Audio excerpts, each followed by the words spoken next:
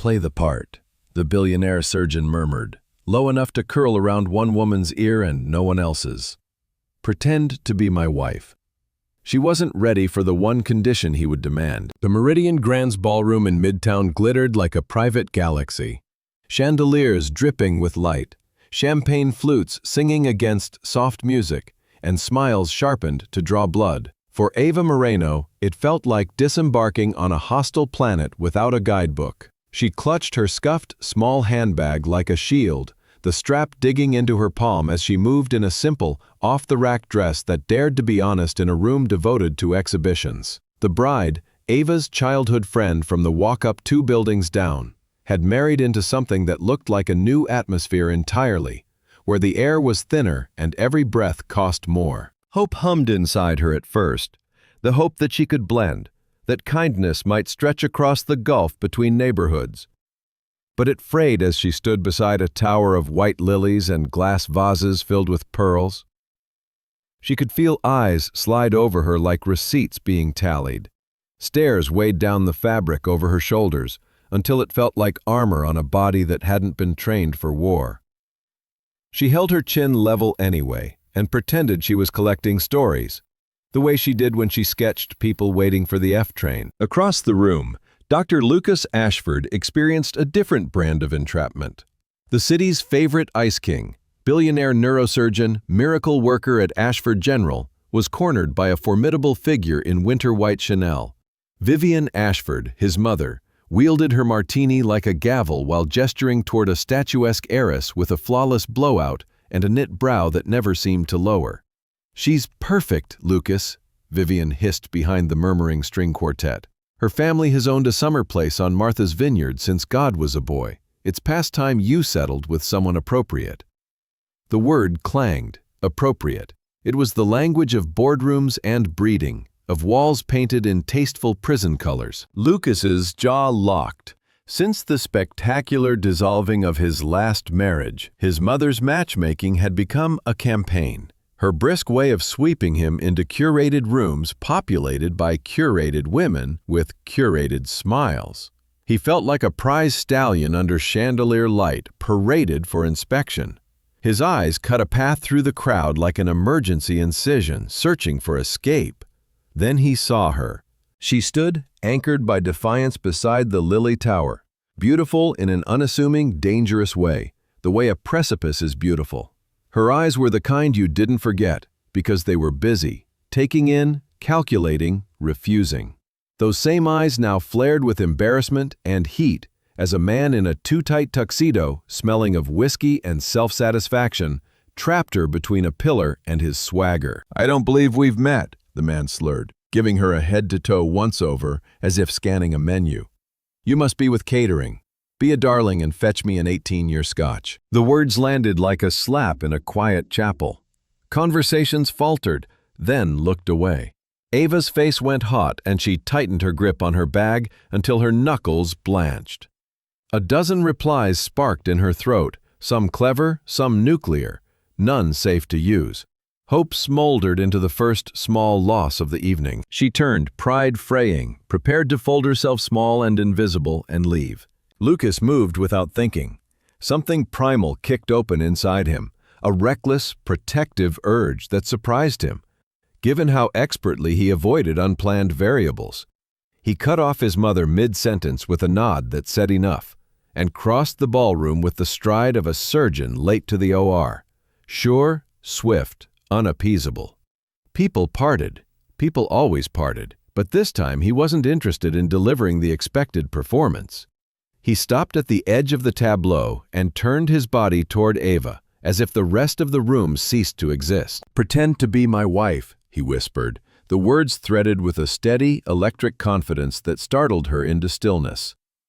She looked up and recognition crashed into her. She'd seen him in magazines. He'd stared down Senate committees with cool dispassion. His name had floated across her mother's hospital bills like a promise to the city. Dr. Lucas Ashford. "What?" she breathed, tiny and fierce. "Play along," he murmured, mouth barely moving, eyes bright with a thrill he did not examine. "I'll make it worth your while." Before she could object, he took her hand. his grip warm, precise, grounding. He turned to face his mother and the approaching heiress, pulling Ava gently to his side as if she'd always been there. "Mother," he said smoothly, voice altered to carry just enough to be overheard. "You can finally meet my wife, Ava." Gasps rose like birds startled into flight. The whiskey-breathed man's jaw fell, a comical ruin. Vivian looked as if lightning had tapped her shoulder. Lucas's smile turned into something polished and persuasive. He lifted Ava's hand to his lips and brushed a kiss across her knuckles, eyes never leaving hers. "Darling," he said, velvet and warm. "They're playing our song." Hope unfurled unexpectedly then. Hope that for once, she wasn't the smallest thing in the room. For the next few hours, they spun a glamorous lie that felt unnervingly true. He never left her, his palm resting warm at the small of her back, a possessive touch meant for an audience that put goosebumps along her spine. He leaned in with witty, cut-to-the-bone observations about the people orbiting them. "That's a hedge fund in shoes. That one collects wives like vintage watches." And she found herself laughing, real laughter, which startled both of them. They danced. In his arms, she felt something she hadn't let herself feel in years, a sense of belonging that didn't come with a bill. Their chemistry hummed like a neon sign, obvious, unignorable, dangerous. Loss hovered at the edge of every laugh, whispering, "This is pretend." At the end, he escorted her out through revolving glass doors to the hush of the hotel's grand entrance. Cold night air washed her fire-hot skin where he had touched her, and reality crawled back on its knees. "You were convincing," he said, tone climbing back toward his usual clinical altitude. But the warmth in his eyes betrayed a crack in the ice. "You're not a bad actor yourself, doctor," she said, heart punching at her ribs. He slipped a slim black card from his tuxedo. "I'll be in touch." He vanished into a sleek black town car that swallowed him whole. She stood there on the curb, lights pooling at her feet, the city's roar dimmed to a hum, the card biting into her skin like proof. Hope and loss stared at each other across her chest. Before this tale races on, a soft nod to the ones who always show up in the front row. Eliza from Cape Town, Carolyn from the Pacific Northwest, and Marion watching from London's rain. Your cheers matter in rooms like these, where stories choose what they will be. Now, keep close. We're going back in. A week later, the glitter had resolved into grit.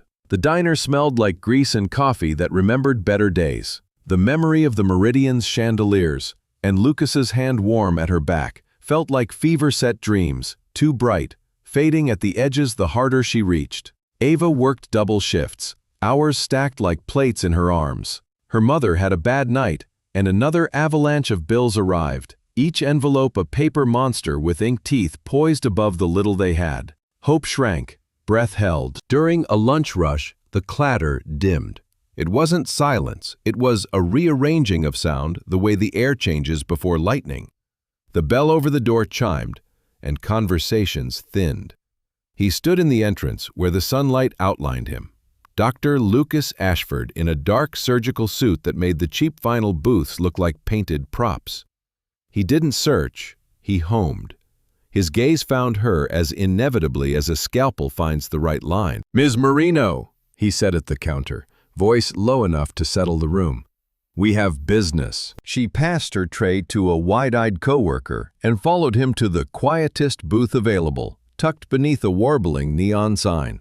He didn't waste time with normal human scaffolding like "hello. I took the liberty of looking into your situation," he said. Tone-clipped, clinical, except for a gravity she'd only sensed when he'd taken her hand. It wasn't even a confession. It was a diagnosis of what his resources could do. He laid out her life as if reading a chart. Her mother's congestive heart failure, the debt that piled like drift snow from previous hospital stays, the two jobs that together still couldn't afford protection against a collapsing roof. Ava felt shame rise hot and then cool into indignation. He was dissecting her desperation, but he saw something else in her face, something that made him push forward. "A formal arrangement," he said, gray eyes steady, 1,000 complex surgeries behind them.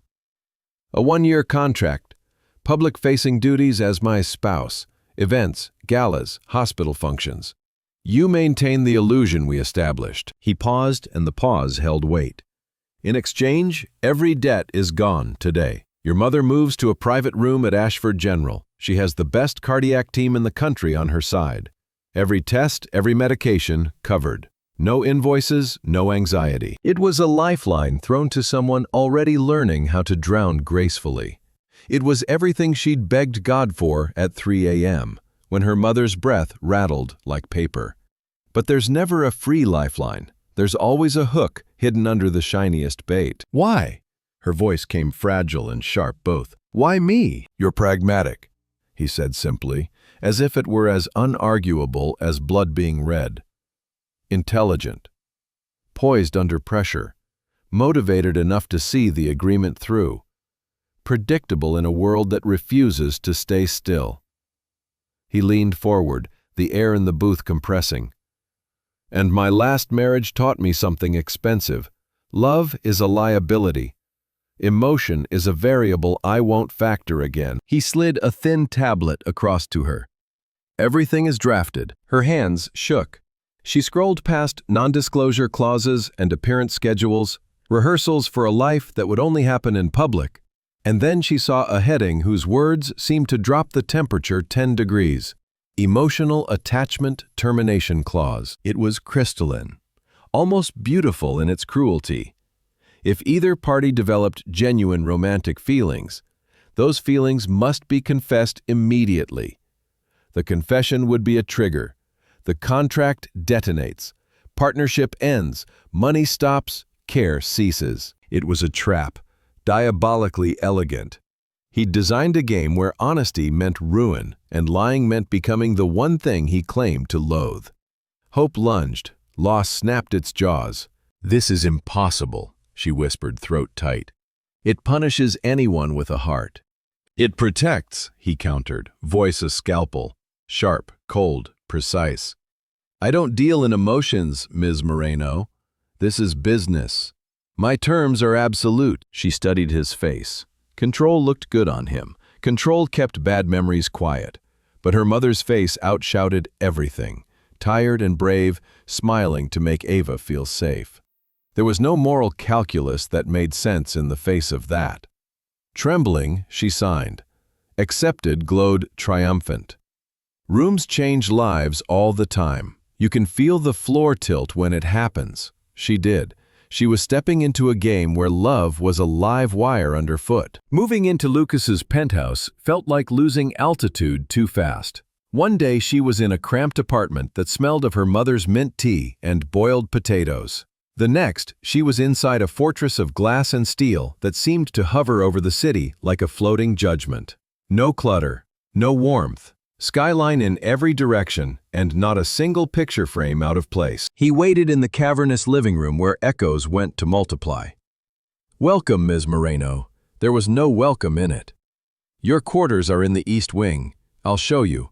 The corridor was white, the kind of white that terrified coffee drinkers.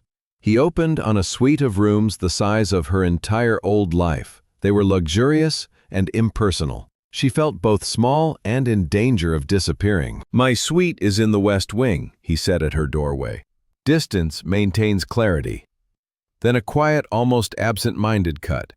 "Remember the clause," the reminder bit. But she refused to bleed. Her first duty as Mrs. Ashford was a hospital fundraiser 2 nights later. A team descended on her like a beautifully dressed hurricane, arriving with cases of couture and diamonds like icicles, makeup kits that turned faces into portraits. They invented a new woman in the mirror, someone who belonged in rooms where money floated like oxygen. Lucas waited by the door in the tuxedo that redefined the word fitted. His eyes traveled down and up, clinical, not secret at all about what they were doing. "Acceptable," he said. The words sounded like the stamp on a report. Then as they walked toward the car, his hand found the small of her back, and she felt a tremor she had no business feeling. The contact was for the driver. The electricity was for them alone. At the event, he played the devoted husband like it was the role he'd been cast for in a past life. His hand on her, his smile set to dazzle. His words pitched so only she could hear when he told her the donor who loved naming wings was allergic to sincerity. He touched her shoulder, the crook of her elbow, the back of her hand as if conducting an unseen orchestra. Every touch was theater, and every touch sent a jolt that complicated the performance. Vivian approached like a prosecutor approaching the witness stand. Her eyes assessed, judged, recalculated. "Well, Lucas, you certainly are full of surprises." Lucas pulled Ava closer, angled his face so the light caught his smile perfectly, and pressed a kiss to her cheek, lingering just long enough to turn it into a statement. It was meant for his mother, but his lips were warm and his breath ghosted her skin, and her eyes drifted shut for one dangerous beat. She felt a spark, bright and entire. She knew in her bones he'd felt it too. The ride back was silent thunder. The city glittered, indifferent to people trapped in beautiful apartments. They stood in the living room, with the skyline thrown across the glass. "You performed well tonight," he said without looking at her. "You too," she breathed. They both thought about the kiss, about the way her body had oriented toward his of its own accord. It felt like stepping too close to the edge, and realizing the view was staggering and addictive. "Good night, Ava," he said finally, adding space with his voice. He retreated toward his wing. She whispered, "Good night, Lucas," to a room that pretended not to hear. Denial began in earnest. Hope pacing on one side of a door, loss on the other. The double life carved at her edges. She woke one morning with a throat made of sandpaper and a headache that thumped like someone knocking to be let out. Exhaustion, she told herself, acting cheerful in the mirror like that could make it true. Her day was packed, walks to and from the hospital, smiling through a luncheon with the Board of Trustees, remembering 100 names and where the humanity was behind each one. By noon, her head was a drum. Her bones felt chilled. Pride kept her standing. She listened to the board chair narrate expansion plans, more beds, more headlines, when the room tilted and narrowed and went dark at the edges. She reached for the table. Somewhere across the room, Lucas stopped mid-sentence as if a string had been cut. His head snapped up, surgical focus slamming into place. He scanned her, saw everything, the pallor, the tremor, the sheen of sweat. He moved, clean, decisive, no patience for decorum. Cut off the chatter, crossed the distance, and caught her by the arm. "Excuse us," he announced to the chair without apology. "My wife isn't feeling well. We're leaving." He ushered her through whispers and 100 eyes. In the elevator she tried, "I'm fine," because pride wears ridiculous costumes. "You're not," he said, and pressed the back of his hand to her forehead with a gentleness that didn't match his voice. "Fever. You're going home and going to bed." It wasn't up for debate. It was a doctor's order, layered with something far less clinical. At the penthouse, he didn't deposit her and disappear. He followed her into her too white room. Under the covers, he directed. He reappeared moments later with a thermometer, meds, water. When he read the temperature, his mouth sharpened. "Flu." His tone softened half a degree. "You've been running yourself ragged." He did something people wrote articles about later when they discovered. He canceled surgeries. In the world he commanded, that was unheard of. He bullied his chef into making chicken soup the way grandmothers do, and stood over Ava while she drank the broth. He measured time by the space between doses. His manner was brisk, clinical, but his care gathered around her like a blanket he pretended wasn't his to give. That night, fever dreams tangled with reality. Once, a cool hand stroked her forehead and she whimpered. "Shh." A voice from the dark murmured, "It's all right. Just the fever." She blinked and her gaze cleared around the edges. Lucas sat in the chair beside her bed, a small lamp turning his face into angles and shadows. His expression unmasked, he looked tired, concentrated, fully there. "You're still here," she slurred. "I'm here," he said, soft as if louder might break something fragile between them. His palm rested against her brow again, thumb moving in slow, absent circles at her temple. It was an instinctive, intimate comfort no contract could script. It wasn't a doctor's efficiency. It was what tenderness looks like before it knows it's been seen. He realized, precisely when she did, what he was doing. He jerked his hand back as if he'd touched a live wire, shock and self-disgust flashing across his face. He stared at his treacherous hand, then at her, irritation crackling under his skin like static. Irritation aimed squarely at himself.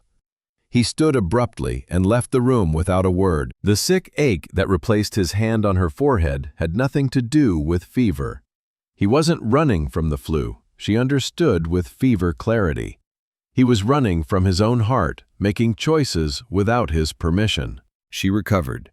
They settled into a new fragility. His care and his retreat from it had confessed something neither could say. They became scrupulously polite. They texted each other about schedules like colleagues who had never shared a look that burned.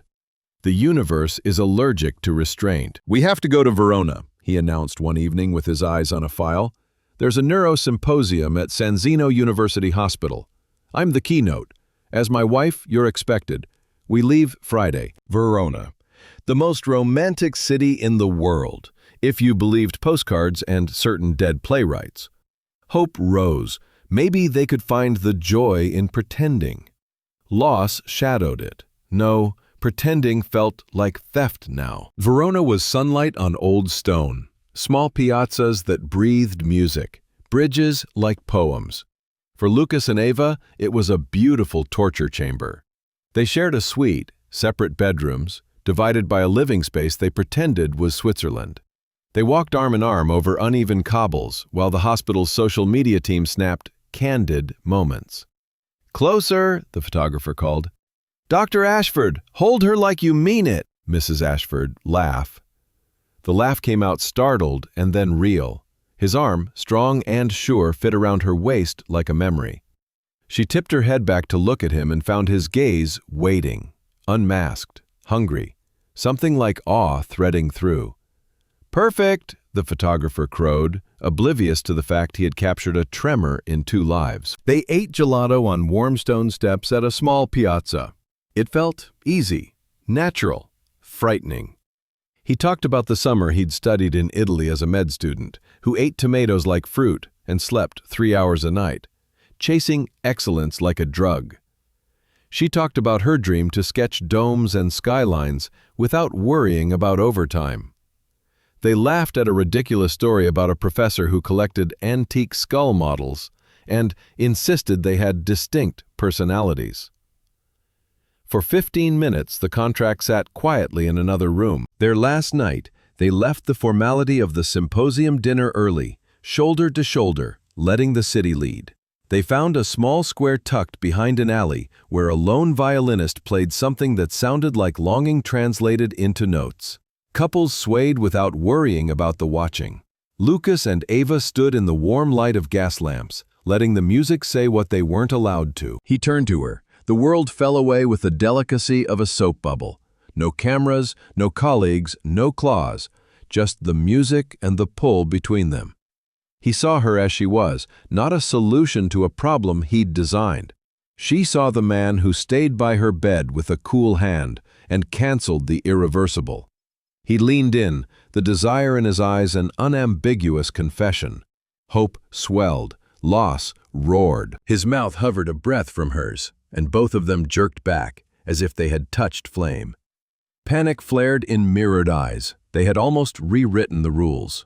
They had almost chosen a moment of truth over a year of security and her mother's care. "It's late," he forced out, voice sandpaper. "We should go," she whispered, as if speaking quietly could convince temptation to behave. They walked back to the hotel with a deliberate foot of safety between them, each trapped, terrified not by a clause they'd signed, but by their own hearts proving themselves unruly. The flight home tightened the air between them to breaking. Words piled up like delayed flights and didn't land. Back at the penthouse, they retreated to opposite wings, distance like a bandage on a wound that needed stitches. They stayed invisible for 2 days, sending messages that could have been written by interns. The explosion didn't come from inside the fortress. It came from the world that always finds ways to intrude. A headline crawled across Ava's tablet and sank its teeth into her. "The Ice King's Meltdown, My Years with Dr. Heartless" by Sabrina Vale. His ex-wife had chosen a sharp time for her memoir's excerpt to drop. With a breath she couldn't steady, Ava tapped. The article was slick and poisonous.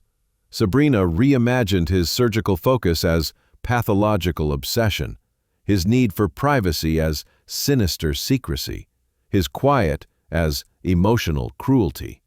She took private moments and twisted them, turned fictions into fact with confidence and a photogenic pout. The internet set itself on fire with it. Commenters were medieval, sociopath, narcissist, saves brains but crushes hearts. Rage rose in Ava so fast it made her dizzy. The man on the page wasn't the one who made her laugh in a sunlit square, or the one who brought soup because he didn't know what else to do with his hands. She found him in his study, a room that seemed darker even with the city blazing beyond the glass. He was at the bar, bottle half empty, glass in hand. "Lucas," she said, soft at the doorway. He didn't turn. "You shouldn't be here," he said roughly. "Go to your room." "I read it," she said, walking in because if she'd learned anything, it was that courage hurts but saves lives. "It's lies." He let out a short, humorless laugh. "Says the man who uses contracts to keep feelings contained." "It tracks." "Stop," she said, voice firm enough to make him blink. She took the glass from his fingers and set it down like a dare. "She doesn't deserve your pain.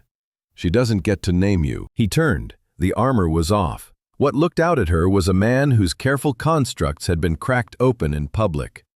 "What do you know about what I deserve?" he asked, bitterness scraping his throat. "I know the man she described isn't the man who checked my temperature at 3 in the morning, she said. He isn't the man who told me stories about skulls with personalities, or made me laugh in Verona. He isn't the man standing here who can barely breathe from hurt, and still worries about keeping me out of it." Her loyalty blindsided him. He'd prepared for everything except someone defending him from himself. The humiliation, the loneliness, the fury coalesced into a need so sudden it knocked him off balance. He reached for her with a sound pulled out of a place he only visited when he had blood on his hands after a failed case. His hands tangled in her hair and his mouth crashed down. It wasn't tender. It wasn't strategic. It was starving. It was a drowning man insisting on air. She met him with equal hunger, arms banding around his neck, body finding his like they'd been practicing in their sleep. When they finally broke, gasping, foreheads touching, reality rushed in. Horror and honesty arrived together. They had detonated the claws. What they'd both denied now had proof on their lips. The game was over. "I kissed you," he said, voice scraped clean of pretense, as if documenting cause of death. "I felt attachment." He stood as if his bones ached, moved back to the desk like a man walking into the room where he'd lost a patient. Dr. Lucas Ashford reassembled himself with effort, selected the scalpel of his rules.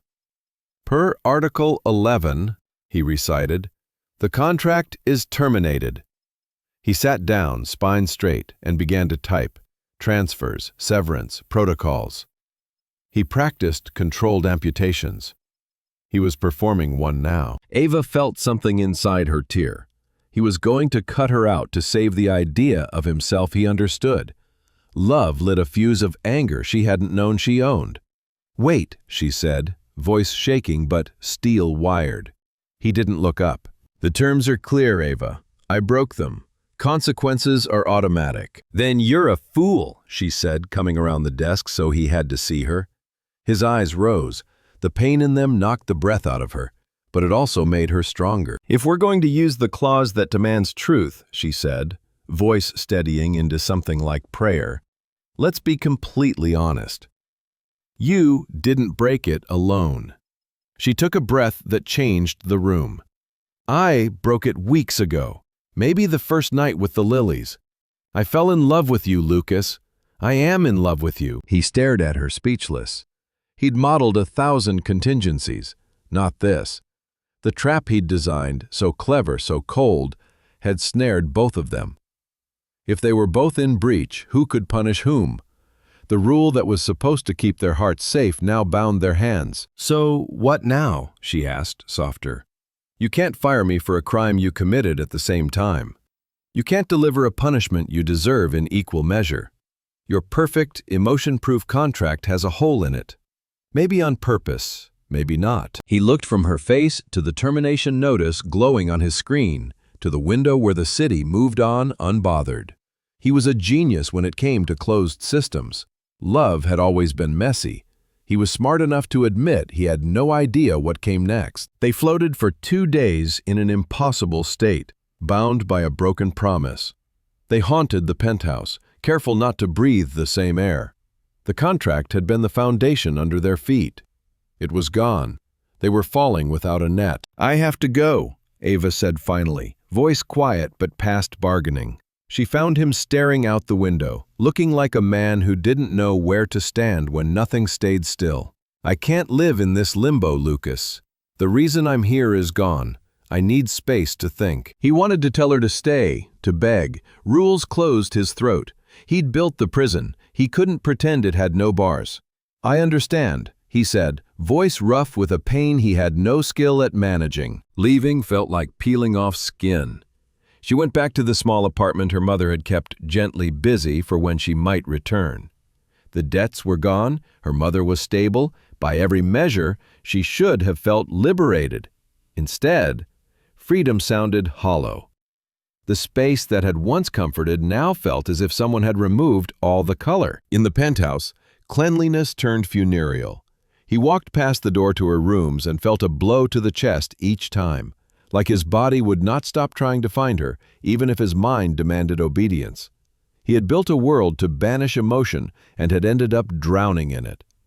Hope thinned to a filament. Loss took up residence. A week after she left, Vivian appeared for their weekly dinner, eyebrow lifting at the way the air itself looked gray. She found him in the study with whiskey and a 1,000-yard stare. "Good heavens, Lucas," she said, surveying him like a battlefield medic. "You look dreadful. Where is that girl? The Moreno girl?" "She's gone," he said, flat as stone. "Gone? I was just beginning to like her," Vivian snapped. "She has a spine, unlike that insipid textile heiress." She set her bag down, a punctuation mark. "What did you do?" He told her the truth. All of it. He told her about the contract and the clause he thought would keep him safe, about the kiss that ruined the agreement and saved something else, about the mutual confession, about Ava leaving because someone needed to be brave. Vivian listened without interrupting. He braced for the lecture about class and appropriate matches. "You," she said finally, not unkindly, "are a brilliant idiot." He blinked. "Excuse me? You set up a ridiculous little booby trap for your own heart and then acted surprised when you tripped it," she said, coming to stand next to him like she had when he was 10 and had broken something expensive. "You finally found a woman who looked at you like you were more than a resume, and you sent her away to satisfy a rule no sane person would make." She reached up and patted his cheek in a gesture so rare it froze him. "I don't care what agreement you two thought you needed. I know what I saw. That girl looks at you like you hung the moon. And you, my son, haven't looked that alive since before your father died." The words dropped into him like a key turning a lock he had assumed was decorative. She left him with a parting shot over her shoulder. "Stop moping. Go fix it." In the privacy of her car, Vivian made a call. "Ava, dear," she said when the line clicked and a cautious hello answered. "It's Vivian Ashford. I hope I'm not intruding. My son is being an idiot, and I have a suspicion you are the only person who can salvage him." The call left Ava blinking at her phone like it had spoken a new language. The woman she'd worried would be her most immovable obstacle had just declared herself their ally. But that's the thing about mothers. They don't always like their sons' choices, but they always hate seeing them unhappy. Ava knew the next move wasn't hers. She had confessed. She had stood in front of a man built of rules and said, "Love," out loud. He had to make the decision to come out of the fortress he'd built with clauses and cold, and walk into the weather of a real life. Meanwhile, Lucas tried to breathe in a house that had forgotten how. Vivian's words stripped him of the only defense that had ever worked: logic. He had followed his rules to the letter and ended up miserable. He had been right about one thing: risk lived in the heart. He'd been wrong about where the worst risk was. He got in his car without plan and let it drive him. He ended up across from the Blue Harbor Diner where he'd slid a contract across Formica and rewritten a woman's life. He sat there watching waitresses dodge each other and steam fog windows, and wondered how many second chances a man with his track record deserved. Then he saw her. She sat by the window with a cheap coffee and a stare that looked past him. Grief made her luminous. Fear had not stolen her strength. He, Dr. Lucas Ashford, who had once held a human brain in his palm and steadied the tremor in someone else's world, realized his own hands were shaking at the prospect of crossing the street. He went in. The bell chimed, just like last time. She looked up, and her eyes widened, but didn't soften. He sat opposite her and just looked. Because sometimes the first brave thing a man can do is stop acting invulnerable. "You were right," he said at last, voice whole and ruined. "I was a fool. I built my life into a freezer because I got hurt a long time ago, and I didn't notice I was dying inside it." He hovered his hand over hers, waiting for either an invitation or a refusal. And then you walked in. He smiled, awkward and so genuine it almost hurt to see. You didn't try to break anything. You just brought warmth and light and melted me from the inside out. He took a breath. "I'm terrified of feeling this much, but I am more terrified of who I will be without you." He slid paper across the table. "Not a contract. A first-class, open-ended plane ticket to anywhere." "You're free, Ava," he said, a crack in his voice he did not patch. "Truly. The trust for your mother's care is irrevocable. It's locked, forever. You don't owe me a thing. Take this and go be who you dreamed of before I walked into your life. If you do, I won't call. I won't try to find you. But I hope that's the most honest word I have. I hope you choose to stay. I hope you choose me." He stood before she could answer. His heart was on the table. There were no clauses attached to it. The diner's noise flowed back around her as he left. She stared at the ticket. Paris, Oaxaca, Kyoto. Blank pages waiting for drawings in a sketchbook she hadn't had time to own. It should have vibrated with promise. Instead, her chest echoed. A world without Lucas felt black and white. It felt like she'd be walking through rooms where the air didn't quite touch her skin. He had given her a gift, no strings, not even invisible ones. He had finally let go of control and let trust stand in its space. She didn't need time. Her heart had decided weeks ago under Italian lamps. She left the ticket on the table, like an offering to the gods of what-ifs, and walked out. Lucas paced the study like a caged animal, watching the elevator panel for movement like watching a heart monitor. He'd laid his last card down. He'd stepped into the risk his mother would later call love. The private elevator chimed, soft and devastating. Footsteps. The door opened. Ava stood there, calm and sure, holding his future in her eyes. She didn't speak. She walked to his desk and picked up the photo of his parents, the one taken before illness and countless fundraisers and advice his father had never gotten to give. She set the picture down beside the ticket Lucas had placed on the bar when he got home as if he couldn't bear to shove it in the trash. Then she moved to the large abstract painting that had always hung crooked no matter what anyone did to correct it. "What are you doing?" he asked, voice a whisper, not because he was afraid to be heard, but because any louder and he might ruin this delicate moment. "Redecorating," she said simply. She came close enough for him to feel the warmth of her. "I don't want a ticket to the world," she said, voice gentle but ringing in a room that had always echoed. "I already have my world." She touched his chest, right where his heart hammered like it had been waiting for her hand. "It's here." Relief crashed over his face, so profound it rearranged his features, moved him from sculpture back into man. He crossed the space in one stride, framed her face with both hands to be certain she was real. "I thought I'd lost you," he breathed, forehead leaning into hers, as if they could build a bridge from bone. "Never," she whispered, her palms flat against him, feeling the wild, grateful beat beneath skin. "You just had to come and find me." He pulled her into a hug that felt like coming home.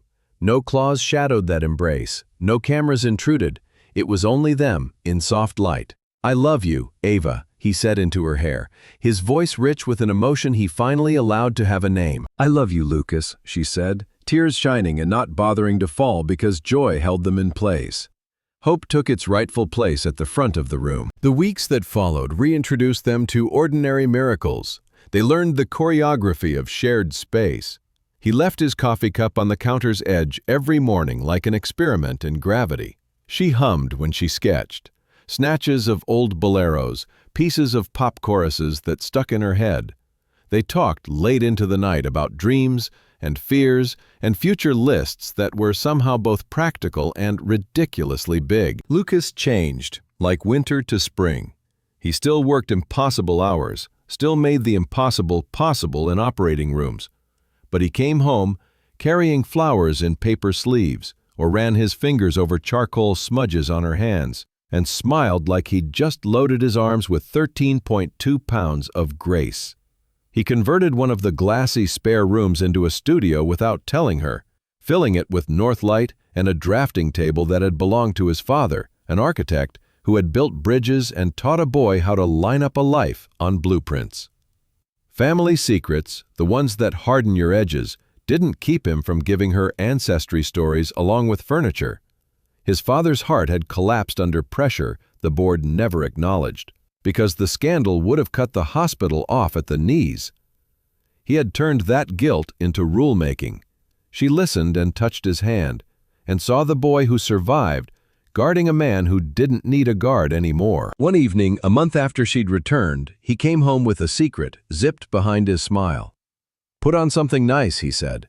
"We have a reservation." "Where?" she asked, suspicious and delighted. "You'll see." He took her back to the Meridian Grand, the place where their lie had been born into the world wearing a wedding band. But he didn't steer her to the ballroom.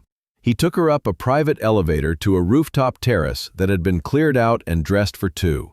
Hundreds of candles recessed into stone threw gold across everything. In the corner, a cellist played a soft, aching version of the waltz that had drifted between the flowers the night they'd danced. "What is all this?" she asked, breathless in a way that felt like gratitude rather than panic. "This is where we had our first pretend moment," he said, taking her hands.